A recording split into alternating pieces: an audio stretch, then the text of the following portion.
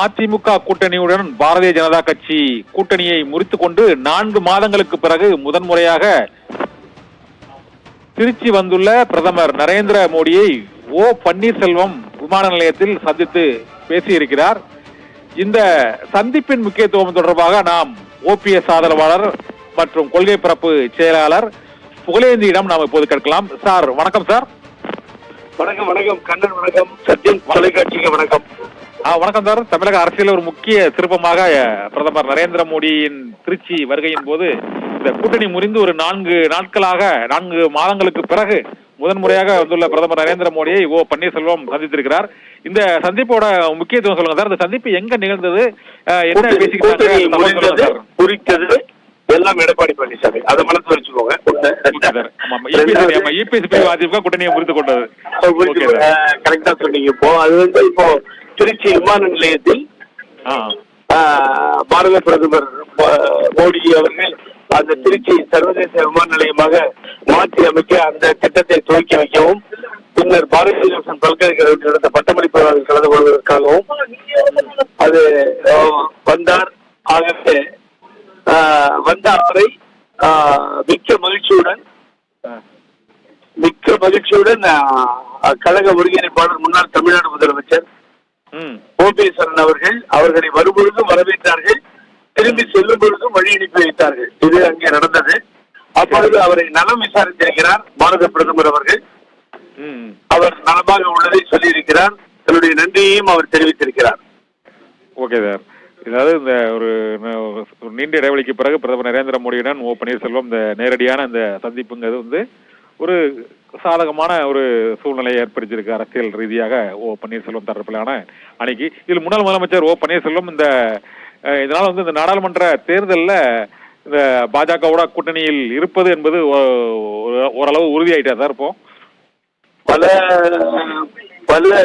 பல விஷயங்களை நீங்கள் இப்படிதான் நடக்கும் அப்படின்னு சொல்லி நீங்கள் முடிவெடுக்க முடியும். ஆகவே அது உங்களுக்கு எந்த மாற்று கருத்தும் இல்லை. என்னன்னு கேட்டால் அவர் ஒரு பற்றுதலையும் அன்பையும் ஆரம்பத்திலிருந்து கண்ணன் பாரத பிரதமர் மீது ஓபிஎஸ் அவர்கள் நல்லிணக்கமாக உள்ளார்கள் என்பது உங்களுக்கும் தெரியும், எனக்கும் தெரியும், நாட்டுக்கும் தெரியும். ஒவ்வொரு முறையும் வரும்பொழுது வரவேற்றார்கள், திருப்பி அனுப்பினார்கள். ஆகவே இது நடந்தது, அதை நீங்கள் பார்த்திருப்பீர்கள். ஆகவே அரசியலுக்கு அப்பாற்பட்டு அனைத்து இந்திய அண்ணா திராவிட முன்னேற்ற கழகம் பிளவுபட்ட நிலையில் இருந்த பொழுது அதை ஒருங்கிணைத்த அந்த பணி மிக சிறந்த பணி பாரத பிரதமர் மோடி அவர்களை சாரும். ஆகவே அதை நீங்கள் மறுக்கவோ மறக்கவோ முடியாது. அதனால்தான் 4 வருஷம் ஆட்சியில் அதிமுக எடப்பாடி முதல்வராக கொண்டு தொடர்ந்தது என்பதும் தாங்கள் அறிவீர்கள். ஆகவே அந்த மாதிரி காலகட்டங்களில் எல்லாம் அவர் உதவி செய்தார். அவர் சொன்னதை ஓபிஎஸ் அவர்களுடன் கேட்டு நல்லிணக்கமாக சென்றார் என்பதுதான் உண்மை. நான் அதை மறைக்க விரும்பவில்லை. ஆகவே இப்படிப்பட்ட சூழ்நிலையில் தான் அவர் வரும்பொழுதெல்லாம் வரவேற்றார், திருப்பி அனுப்பினார். என்று அவர் வரும்பொழுது அவரையும் பார்க்க அவர் ஒப்புக்கொண்டார். அதன் மூலமாக அவர்கள் சந்தித்திருக்கிறார்கள். ஆகவே இது பெரிய அரசியல் மாற்றத்தை உருவாக்கலாம். அது உங்களது கருத்தில் எனக்கு மாற்று கருத்து இல்லை. அது என்ன நடக்கப் போகிறது என்பதையெல்லாம் நாம் பொறுத்திருந்துதான் பார்க்க வேண்டும். ஏனென்றால் எடப்பாடி பழனிசாமி அருகிலே கூட்டி அமர்த்தினார். அதற்கு பின்னால் என்ன நடந்தது என்பது உங்களுக்கு தெரியும். ஆகவே ஒரு மாறுதல் இருக்கும், ஒரு பெரிய மாறுதல் ஏற்படும் என்று நான் என்னுடைய சொந்த கருத்தாக உங்களுக்கு பதிவு செய்கிறேன். இது புகழேந்தர் இன்னொன்று என்னன்னா, திருச்சி விமான நிலையத்தில் பிரதமரை வரவேற்றார்கள், வழி அனுப்பி வைத்து வந்தார்கள். தனிப்பட்ட முறையில் 2 பேரும் பேசினாங்களா சார் கொஞ்ச நேரமாவது? எனக்கு கிடைத்த தகவல் படி வரவேற்றார்கள், வழி அனுப்பி வைத்தார்கள் என்பதுதான் மிக முக்கியமான செய்தி. சரி, அதற்கு நடுவில் அவர் என்ன பேசினார், அவரிடத்தில் என்ன சொன்னார் என்பது எனக்கு முழு விவரம் கிடைக்கப்படவில்லை. அது இருந்த உறுதியாக எனக்கு தெரியும். வரவேற்றார்கள், அது உங்களிடம் அப்பாயின்மெண்ட் கொடுத்ததும் தெரியும். ஆகவே அதுதான் உண்மை. ஆகவே வேறு என்ன பேசினார்கள், பேசியிருக்கிறார்கள் என்பதெல்லாம் வெளியிலே வரும்.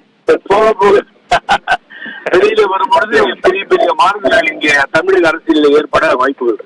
சரி சார், என்ன சார் எதிர்கட்சி தலைவர் எடப்பாடி பழனிசாமி பிரதமர் நிகழ்ச்சியில முதன்முறையா பங்கேற்காதது இதுதான் முதல் முறைன்னு நினைக்கிறேன் சார். இன்னைக்கு வரல. அதனால அவர் மீண்டும் அந்த இபிஎஸ் பிரிவு அதிமுக பாஜகவுடன் மீண்டும் இணையாதுங்கிறது உறுதியான மாதிரி நினைக்கிறீங்களா எப்படி சார்? நீங்க பொதுவா ஒரு அரசியல் விமர்சகரா சொல்லுங்க சார். இதுல நீங்க ஓபிஎஸ் பொதுவான அரசியல் விமர்சகராக நான் சொல்லியிருப்பது, பழனிசாமி தொடர்ந்து துரோகம் செய்கிறார், முதுகிலை குட்டுகிறார் என்பதை பாரதிய பிரதமர் புரிந்து கொண்டார் இல்லையா? பாரதிய ஜனதா கட்சியை புரிந்து கொண்டது. தொடர்ந்து Bharatiya Janata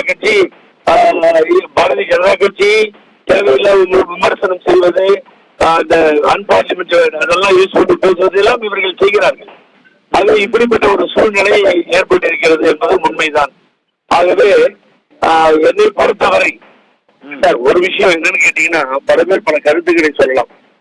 anti BJP decision இருக்கவங்க சொல்லலாம், கொள்கை வேறு கோட்பாடு வேறு என்ற கொள்கையில் இருப்பவன் தான். ஆனா ஹலோ சொல்லுங்க சார், சொல்லுங்க. அதாவது நான் என்ன சொல்ல வரேன்னா, அப்பொழுது தேவைப்பட்டார் பிரதமர், ஆட்சி வேண்டும் என்று மெரிச்சராக ஒருங்கிணைந்து செல்வதற்கு தேவைப்பட்டார். அப்பொழுது பிஜேபி சேர்க்கப்பட்டது. ஆனால் இப்பொழுது அவர்கள் தேவையில்லை என்கின்ற முடிவிற்கு பழனிசாமி திடீரென வருகிறார். இப்படி வருவதன் மூலமாக என்ன பெரிய சாதிச்சிருப்பார் இவரு. ஆகவே இங்க இருக்கின்ற சிறுபான்மை மக்களுடைய வாக்குகள் இவருக்கு கிடைக்கும் என்று நினைப்பாரேயானால் முட்டாள்தனமான முடிவு. பிஜேபி எடுத்த அனைத்து முடிவுக்கும் ஆதரவு கொடுத்திருக்கின்றார்கள். அவர்கள் டெல்லியில மேல் சபையில கொடுத்திருக்கிறார்கள். ஆகவே இது ஒன்றும் வேலைக்கு ஆகாது. ஆகவே கிறிஸ்தவ மக்களையும் இஸ்லாமியர்களையும் இதன் பெயரை சொல்லி ஏமாற்ற முடியாது.